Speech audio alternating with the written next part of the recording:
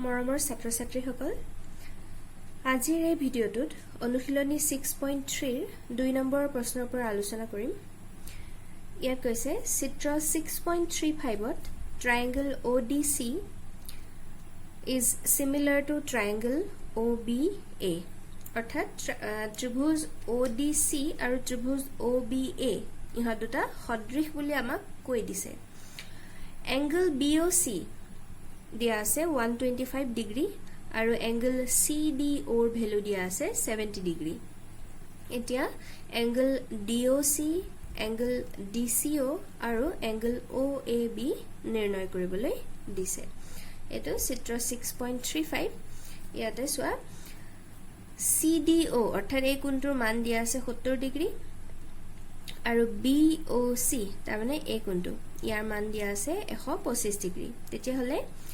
DOC, DCO আৰু OAB এই তিনিটা কোণৰ মান নিৰ্ণয় কৰিব লাগে আৰু এটা কন্ডিশন দি দিছে ত্ৰিভুজ ODC আৰু ত্ৰিভুজ OBA ইহত দুটাক আমাৰ সদৃশ বুলি কৈ দিছে। ইয়াত চোৱা চিত্ৰটো মই এবাৰ আঁকি লৈছো আৰু কি দিয়া আছে লিখি ললো। দিয়া আছে এংগল BOC অৰ্থাৎ এই কোণটো 125 ডিগ্ৰী আৰু CDO অৰ্থাৎ এই কোণটো 70 ডিগ্ৰী দিয়া আছে। এটা প্ৰথম আমাৰ নিৰ্ণয় কৰিব লাগে এংগল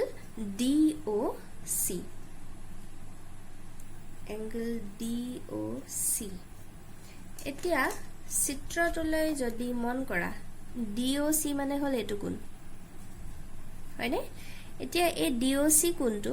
আৰু BOC কোণটো এই দুইটা কোণ লগাই দিলে আমি চোৱা এই BD ৰেখাডাল পাই আছো। ধৰিব পাৰিছানে? এই DOC কোণ অৰ্থাৎ এইটো কোণ আৰু BOC অৰ্থাৎ এই কোণটো এই দুইটা কোণ লগাই দিলে আমি BD ৰেখাডাল পাই আছো। দ্যাট মিন্স এই দুটা কোণৰ যোগফল কিমান হ'ব 180 ডিগ্ৰী কাৰণ ৰেখা মানে কি সৰল কোণ আৰু তাৰ পৰাই আমি এংগল DOC ৰ মান উলিয়াব পাৰিম। ঠিক আছে তো আমি কি লিখিম from figure চিত্ৰৰ পৰা আমি কি পাম এংগল DOC প্লাস এংগল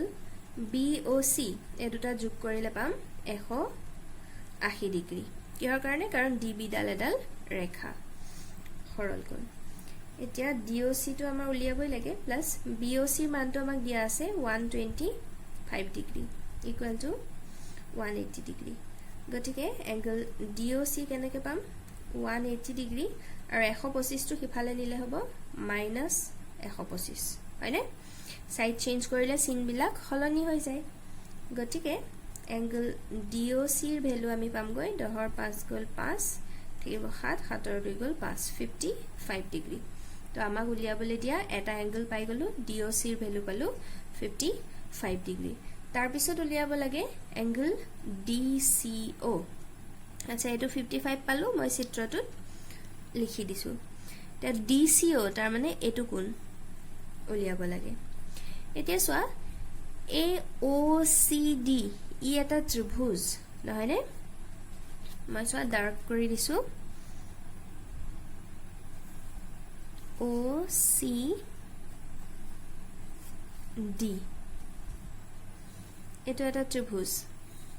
হয়নে। সেই ত্ৰিভুজটোৰ আমি দুটা কোণ ইতিমধ্যে গম পাইছো। এটো 70 ডিগ্ৰী দিয়াই আছিল আৰু এটো 55 ডিগ্ৰী বুলি আমি এমাত্ৰ উলিয়াইছো। গতিকে তৃতীয় কোণটো কেনেকৈ উলিয়াম ত্ৰিভুজৰ তিনিটা কোণৰ সমষ্টিৰ ধৰ্মটো ব্যৱহাৰ কৰিম। ত্ৰিভুজৰ তিনিটা কোণ যোগ কৰিলে সদায় হয় 180 ডিগ্ৰী হয়নে। তো আমি লিখিম এতিয়া ত্ৰিভুজ OCD ৰ কোণকিটা কোণ পাম এটা কোণ হল CDO অৰ্থাৎ এটো কোণ angle CDO plus angle DOC that means এটো কোণ প্লাস এংগল এই কোণটো আমি DCO বুলি লিখিব পাৰো। এই তিনিটা কোণ যোগ কৰিলে আমি কিমান পাম 180 ডিগ্ৰী কাৰণ ত্ৰিভুজৰ তিনিটা কোণৰ সমষ্টি সদায় 180 ডিগ্ৰী হয়। এতিয়া CDO টো আমাক দিয়াই আছিল 70 ডিগ্ৰী তাৰ জায়গাত বহাই দিলু DOC এমাত্ৰ পালো 55 ডিগ্ৰী আৰু এংগল DCO নাজানো ইকুৱেল টু 180 ডিগ্ৰী এতিয়া এই দুটা যোগ কৰিলে কিমান হ'ব 125 degree plus angle DCO equal to 180 degree এতিয়া এংগল DCO ভ্যালু পাম কেনেকে 180 ডিগ্ৰী আৰু এটো হিফালে নিলে হ'ব -125 ডিগ্ৰী হয়নে গটিকে এংগল DCO ৰ ভ্যালু পাম গৈ 180 পৰা 125 বিয়োগ কৰিলে পাম আমি 55 ডিগ্ৰী তো এংগল DOC টু 55 পাইছিলো আৰু এংগল DCO তাৰ ভ্যালু পালো 55 ডিগ্ৰী তো এটো মই এতিয়া চিত্ৰটোত এপাক লিখি দিও আমি এটো কোনো পালো গৈ 55 ডিগ্ৰী ঠিক আছে তো আমাক উলিয়াবলে দিয়া দুটা কোণ ইতিমধ্যে উলিয়ালো তে লাস্ট উলিয়াব লাগে OAB তো আমি চিত্ৰটো চাও OAB অৰ্থাৎ এই কোণটো মান উলিয়াব লাগে এতিয়া আমি আমাক আৰু এটা কন্ডিশন যে দিয়া আছিল ত্ৰিভুজ দুটা সদৃশ বুলি সেই কন্ডিশনটো ব্যৱহাৰ কৰিম আমাৰ এংগল ODC অৰ্থাৎ এই ট্ৰায়াঙ্গলটো এটো ত্ৰিভুজ আৰু ত্ৰিভুজ OBA অৰ্থাৎ এটো ত্ৰিভুজ এই ত্ৰিভুজ দুটা সদৃশ বুলি আমাক ইতিমধ্যে কৈ দিছে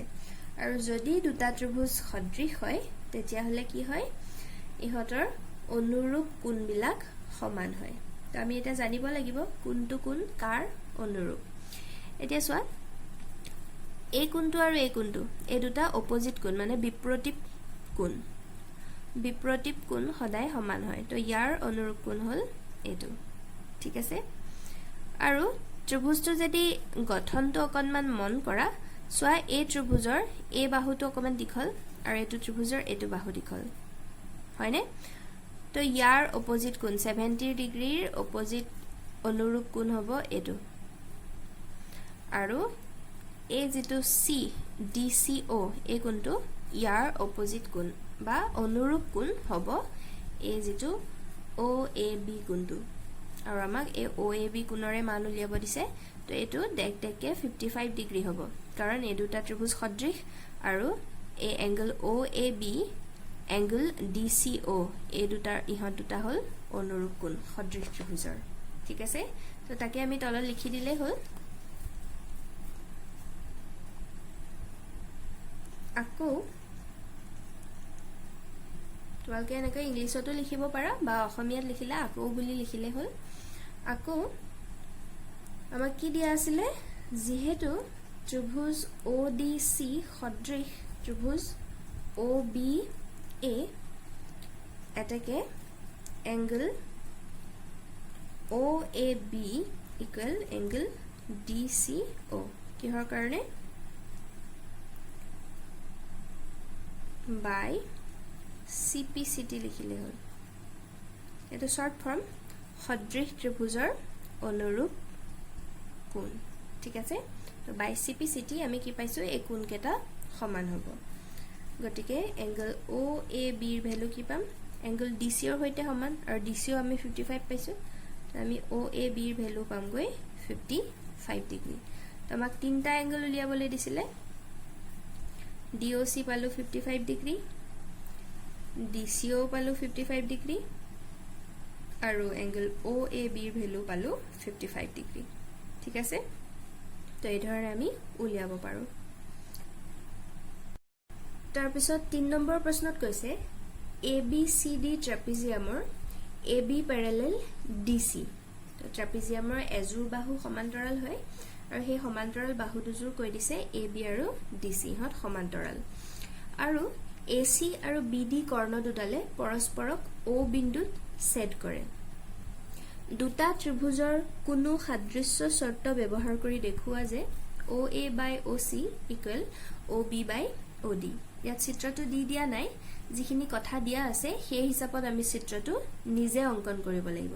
আমাক কি কৈছে এটা ট্ৰাপিজিয়াম আছে ABCD সেই ট্ৰাপিজিয়ামটো এই ধৰণে অঙ্কন কৰিব লাগিব যাতে AB আৰু DC এই বাহু দুটা সমান্তৰাল হয় আৰু AC আৰু BD কৰ্ণ দুডালে O বিন্দুত ছেদ কৰে গটিকে এই ধৰণে এটা ট্ৰাপিজিয়াম অঙ্কন কৰি লোৱা হল ইয়াত চোৱা AB বাহু আৰু CD বাহু CD বা DC একে ইহত দুটা সমান্তৰাল সমান্তৰাল মানে সমান নহয় কিন্তু দেই এটো মই বাৰেপতি কৈ থাকো সমান্তৰাল মানে কি বুজায় ইহতৰ লম্ব দূৰত্ব সমান অৰ্থাৎ ইহতক বহাই নিলেও কেতিয়াও কটাকটি নকৰে আৰু AC কৰ্ণ আৰু BD কৰ্ণ ইহতে যেটো বিন্দুত কটাকটি কৰিছে সেই বিন্দুটোৰ নাম হল O বিন্দু ঠিক আছে এতিয়া আমাক প্ৰশ্নত কৈছিলে যিকোনো দুটা ত্ৰিভুজৰ সাদৃশ্য শৰ্ত ব্যৱহাৰ কৰি আমাৰ প্ৰমাণটো কৰিব লাগে গতিকে মই ত্ৰিভুজ AOB আৰু ত্ৰিভুজ COD কনসিডাৰ কৰিম ঠিক আছে কি হললো বুজি পাবা বাৰু তাৰ কাৰণে মই কোন কিটাৰ অকনমান নামাকৰণ কৰি দিম এতিয়া এটো কোণৰ নাম দিলো 1 এটো 2 এটো কোণৰ নাম দিলো 3 ঠিক আছে নামাকৰণ এই ধৰণে নকৰিলেও হয় নকৰিলে আমি ধৰা এংগল OAB বুলি লিখিব লাগিব কিন্তু ইয়াত এতিয়া নামাকৰণ কৰি লোৱাৰ কাৰণে আমি এংগল 2 বুলি লিখিলে হ'ব ঠিক আছে ঠিক সেইদৰে এফালৰ COD ত্ৰিভুজৰ কোণবিলাকৰ নামাকৰণ কৰিম এটো দি দিলো 4 এটো 5 আৰু এটো কোণৰ নাম দি দিলো 6 ঠিক আছে এতিয়া আমি প্ৰমাণটো কৰিম এতিয়া সোৱা আমাৰ এই দুটা ত্ৰিভুজ কনসিডাৰ কৰিম বুলি কৈছো তো হেকেটাই আমি লম এতিয়া ত্ৰিভুজ AOB আৰু ত্ৰিভুজ COD এই দুটা ত্ৰিভুজৰ সোৱা এই যেটো এংগল 1 আৰু এংগল 4 ইহত দুটা সমান কিহৰ কাৰণে কাৰণ AC আৰু BD ৰেখাই যে O বিন্দুত কটাকটি কৰিছে তাৰ ফলত ইহত দুটা বিপৰীত কোণ হৈ আছে আৰু বিপৰীত কোণ সদায় সমান হয় হয়নে আমি লিখিম এংগল 1 ইকুৱেল এংগল 4 আমি কন্ডিশনটো লিখিব লাগিব বিপৰীত কোণ ঠিক আছে তাৰ পিছত চোৱা এই যেটো এংগল 2 ই এংগল 5 ৰ সৈতে সমান হ'ব আৰু ঠিক একেদৰে এংগল 3 এংগল 6 ৰ সৈতে সমান হ'ব কাৰণ আমাক কৈ দিছিলে যে এই AB আৰু CD বা DC এই বাহু দুটা সমান্তৰাল আৰু চোৱা AB আৰু CD সমান্তৰাল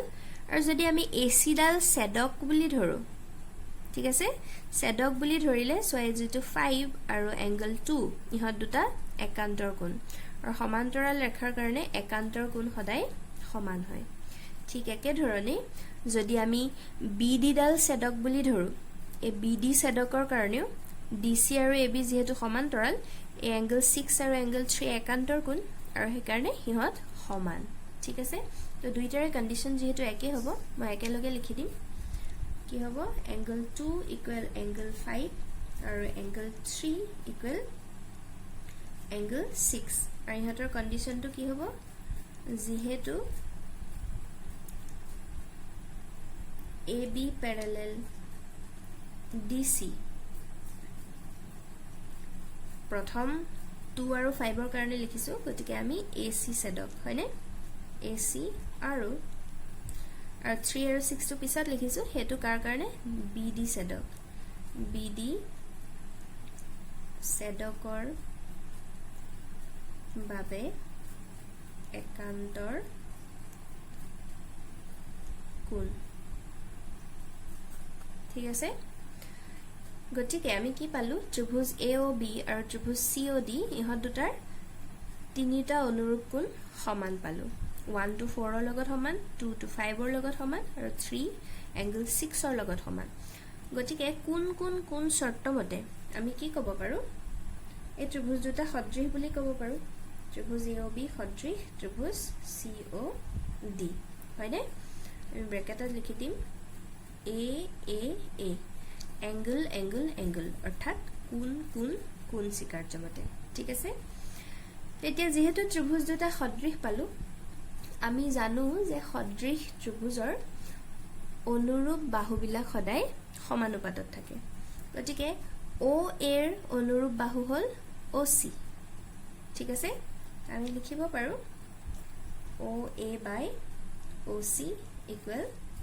আৰু OB ৰ অনুৰূপ বাহু হল OD OB by OD কাৰণ কি হয় দুটা ত্ৰিভুজ যদি সদৃশ হয় তেতিয়া হলে সিহঁতৰ অনুৰূপ বাহুবোৰ সদায় সমানুপাতত থাকে অনুৰূপ বাহু যদি কেতিয়াবা বিচাৰিবলৈ অসুবিধা হয় সোৱা মই অকনমান তোমাক বুজাই দিছো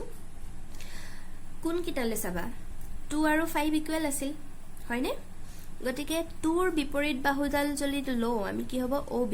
এংগল 2 ৰ বিপৰীত বাহু হল OB এটা 2 ৰ সমান কোণ কি আছিল 5 তো 5 ৰ বিপৰীত বাহু হ'ব OD তো OB আৰু OD হল আমাৰ অনুৰূপ বাহু ঠিক একে ধৰণে আমি 3 কোণটো পাইছিলো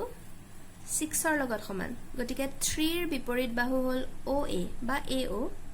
আৰু 6 ৰ বিপৰীত বাহু হল OC তো ইহঁত দুটা অনুৰূপ বাহু ঠিক আছে গতিকে আমি সদৃশতাৰ শৰ্ত ব্যৱহাৰ কৰি আমাক যেটো প্ৰমাণ কৰিব দিছিলে এটো প্ৰমাণ কৰা হৈ গল ঠিক আছে বুজি পাইছা নিশ্চয় নেক্সট 4 নম্বৰ প্ৰশ্নত কৈছে চিত্ৰ 6.36 ত QR by QS equal QT by PR আৰু angle 1 equal angle 2 দেখুৱা যে ত্ৰিভুজ PQS সদৃশ ত্ৰিভুজ TQR তে ভালকে মন কৰা আমাক কন্ডিশন দিছে QR by QS QR এই গুটে বাহুটো আৰু QS তাৰ আধা লেকে খিনি এই দুটাৰ অনুপাত আৰু ইফালে QT by PR QT আৰু ইফালে PR এই দুটা অনুপাত সমান বুলি কৈ দিছে আৰু angle 1 আৰু angle 2 ইহত দুটা সমান বুলি কৈছে angle 1 মানে এই angle Q2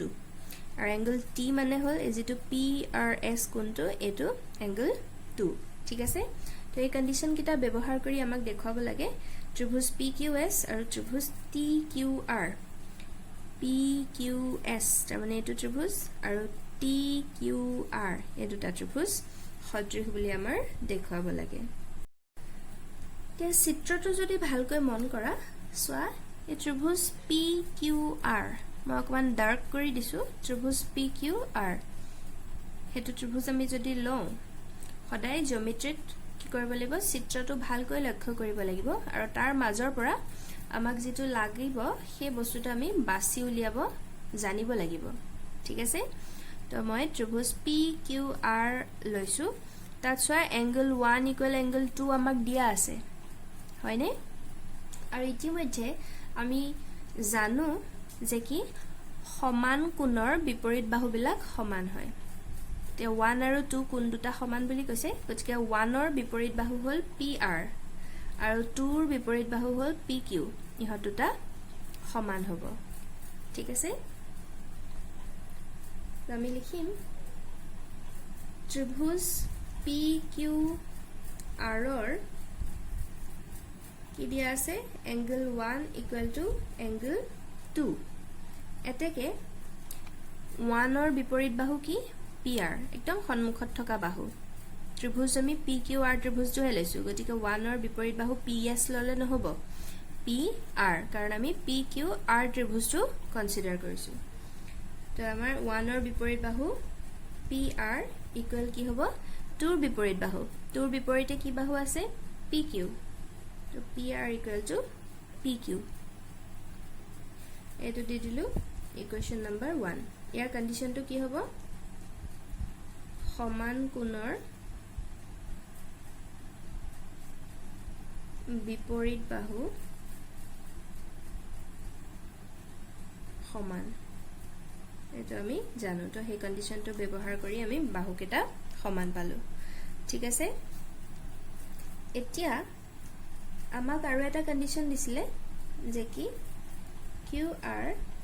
by QS equal QT by PR এই কন্ডিশনটো আমাক দি দিছিলে এতিয়া যেহেতু আমি ইতিমধ্যে PR আৰু PQ সমান বুলি গম পালো গতিকে এই PR ৰ জায়গাত PQ বহুৱালেও একো ভুল নহয় আমি PQ বহুৱাব পাৰো তো QR by QS এটো একে ৰাখিলো এফালে QT by PR ৰ জায়গাত বহাই দিম PQ আমি কি ব্যৱহাৰ কৰিছো ইউজিং 1 বা 1 ৰ পৰা আমি 1 টো ইয়াত ব্যৱহাৰ কৰিছো হয়নে এতিয়া চিত্ৰটো যদি আকৌ মন কৰা কি আছে QR/QS QR মানে এই গোটেই দীঘলীয়া বাহুটো আৰু QS মানে হ'ল এইখিনিলৈকে ইহঁত দুটাৰ অনুপাত আৰু এফালে পাই আছো QT তাৰ মানে এই গোটেই বাহুটো আৰু PQ তাৰ মানে এইখিনি এই অনুপাত কেটা আমি সমান পাইছো এতিয়া এই অনুপাত দুটা যদি আমি সমান হয় সোয়া এটো এটা ত্ৰিভুজ PQS টো এটা ত্ৰিভুজ হয়নে PQS ই এটা ত্ৰিভুজ আৰু TQR ই এটা ত্ৰিভুজ দুটা ত্ৰিভুজৰ যদি আমি দুটা বাহুৰ অনুপাত সমান পাও তৃতীয় বাহুৰ অনুপাত অটোমেটিক্যালি একে হ'ব গতিকে আমি দুটা বাহুৰ অনুপাত সমান পালে ত্ৰিভুজ দুটা সদৃশ বুলি ক'ব পাৰো QR আৰু QT এই বাহু দুটা ত্ৰিভুজ TQR ৰ বাহু আৰু QS আৰু PQ QS আৰু PQ ইহঁত দুটা হ'ল PQS ত্ৰিভুজৰ বাহু হয়নে গতিকে আমি ডাইৰেক্ট লিখি দিলে হ'ল এতেকে ত্ৰিভুজ PQS সদৃশ ত্ৰিভুজ TQR কাৰণ বাহুৰ অনুপাত সমান হলে ত্ৰিভুজ দুটা সদৃশ হয় এটোই আমাক প্ৰমাণ কৰিব দিছে গতিকে এই ধৰণে আমি প্ৰমাণ কৰিব পাৰো ঠিক আছে বুজি পাইছা নিশ্চয়